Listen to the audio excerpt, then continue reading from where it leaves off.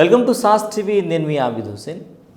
అధికారం కోల్పోయిన తర్వాత వైసీపీకి షాక్ల మీద షాకులు తగులుతూ ఉన్నాయంటే అవుననే మనకైతే తెలుస్తుంది. రాజకీయంగా కొంతమంది పార్టీకి దూరంగా ఉండడం, ఇవన్నీ కూడా షాక్ల మీద షాకులు తగులుతూ ఉంటే ఇక రాజ్యసభ సభ్యులు కావచ్చు, వైసీపీకి సంబంధించి అలాగే ఎమ్మెల్సీలు కావచ్చు, వీరు రాజీనామా చేస్తారు లేదా రాజీనామా చేస్తూ ఉన్నారు అనేటువంటి మాట వైసీపీకి ఇప్పుడైతే మింగుడు పడనిగా ఉంది. అయితే ఇటు వైసీపీకి ఎవరైతే రాజ్యసభ సభ్యులు కావచ్చు, ఎమ్మెల్సీలు కావచ్చు, ఎవరైతే ఉన్నారో వీరందరూ కూడా విషయం తీసుకుంటే వీరి వరకు అంటే ప్రజలకు ఏదైనా చేయాలి అనే అధికారంలోకి వచ్చినప్పుడు అధికార పక్షంలో లేకపోతే ప్రతిపక్షంలో ఉంటే వాళ్లకు సేవ చేసేటువంటి అవకాశం ఉండదు. కాబట్టి ప్రతి ఒక్కరు కూడా ఎప్పుడు కూడా రాజకీయ నాయకుడు ప్రజల్లో ఉండాలి, ప్రజలతో తిరుగుతూ ఉండాలి, ప్రజలకు ఏదైనా చేయాలి అనేటువంటి ఉద్దేశంతోనే వస్తారు. కాబట్టి అధికారం తమ దగ్గర నుంచి లేకపోతే, అధికారం దూరం అయితే మాత్రం ఏమీ చేయడానికి అవకాశం ఉండదు. కాబట్టి ఖచ్చితంగా అధికారాన్ని కోరుకుంటారు, అధికార పార్టీలో ఉండాలనే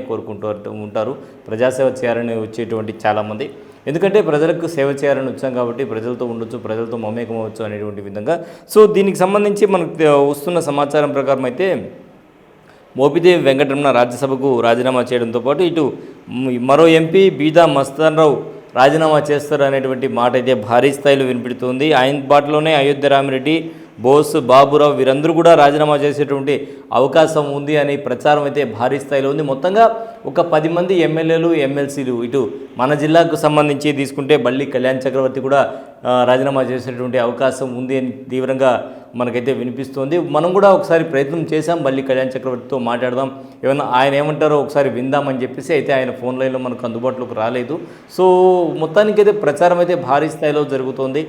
దాదాపుగా అందరూ కూడా ఇటు పోతుల సునీత ఎమ్మెల్సీ కావచ్చు, వీరందరూ కూడా రాజీనామాలు చేస్తారు, రాజీనామా చేసి తెలుగుదేశం పార్టీలోకి వెళ్ళిపోతారు అని చెప్పి తెలుస్తోంది. తమ పదవులకు కూడా రాజీనామా అంటే చంద్రబాబు నాయుడు చెప్పినటువంటి నేపథ్యంలో ఎవరైతే తెలుగుదేశం పార్టీలోకి వస్తారో వారందరూ కూడా తమ అంటే పార్టీ సభ్యత్వానికే కాదు పదవులకు కూడా ఎవరైతే పదవుల్లో ఉంటారో రాజ్యసభ కావచ్చు లేదంటే ఎమ్మెల్సీలు కావచ్చు ఈ పదవుల్లో ఉంటారో వారందరూ కూడా తమ పదవులకు రాజీనామా చేస్తేనే పార్టీలోకి ఆహ్వానిస్తామని కరాఖండిగా చెప్పిన నేపథ్యంలో ఆ దిశగా అడుగులు వేస్తూ ఉన్నారు. అందరూ కూడా రాజీనామాలు చేసి వెళ్ళాలని చెప్పి భావిస్తూ ఉన్నట్టు మనకైతే తెలుస్తుంది.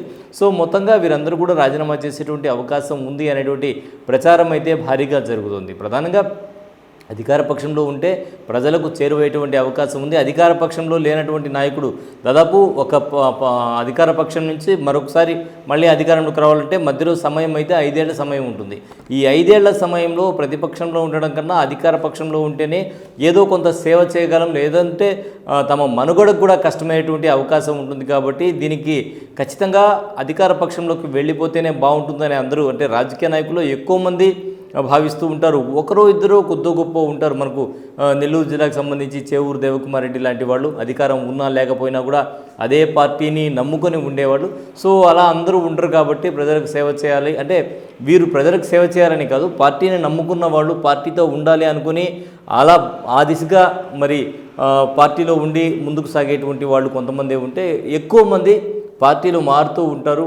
అధికార పక్షం కావచ్చు, తమ స్వప్రయోజనంతో పాటు స్వామి ప్రయోజనం అంటారు కదా, అలా 2 రకాలుగా కూడా స్వప్రయోజనంతో పాటు ప్రజల ప్రయోజనాన్ని కోరుకొని వెళ్తున్నామని చెప్పి వెళ్ళేటువంటి వాళ్ళు ఎక్కువగా ఉంటారు. ఆ దిశలోనే ఇప్పుడు బల్లి కళ్యాణ్ చక్రవర్తి కూడా పార్టీని వీడుతారు అనేటువంటి మాట అయితే భారీగా వినిపిస్తుంది. ఈ విధంగా సో రాజ్యసభలో తీసుకుంటే వైసీపీకి బలం ఎక్కువగా ఉంది, మాకు బలం ఎక్కువగా ఉందని చెప్పుకుంటూ వచ్చారు ఇప్పటిదాకా. మరి రాజీనామాలు చేస్తే మాత్రం పరిస్థితి వేరే విధంగా ఉండేటువంటి అవకాశం ఉంది. ఏది ఏమైనా కూడా వైసీపీకి సంబంధించి కీలక నేతలు ఎవరైతే ఉన్నారో వీరందరూ కూడా పార్టీకి కొంతమంది దూరంగా ఉంటే మరికొంతమంది పార్టీని వీడి వెళ్ళిపోతున్నారు.